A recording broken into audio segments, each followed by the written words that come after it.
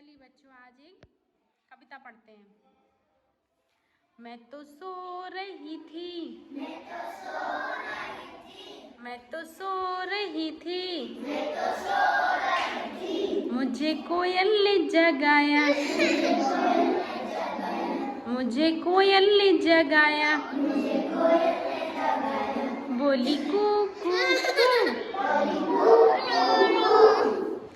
मैं तो सो रही थी जी, मैं तो सो रही थी,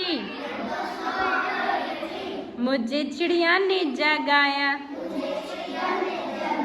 मुझे चिड़िया ने जगाया, बोली ची ची ची। मैं तो सो रही थी, मैं तो सो रही थी, मुझे कुत्ते ने जगाया,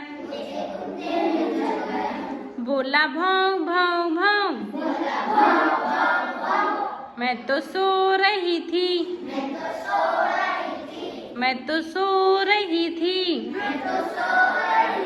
मुझे बिल्ली ने जगाया,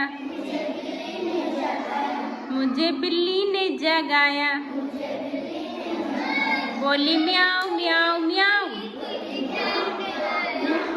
बोली म्याऊ म्याऊ म्याऊ।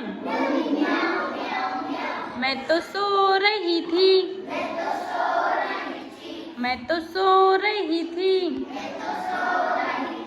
मुझे कौवे ने जगाया, मुझे कौवे ने जगाया, बोला काव काव काव। मैं तो सो रही थी, मैं तो सो रही थी,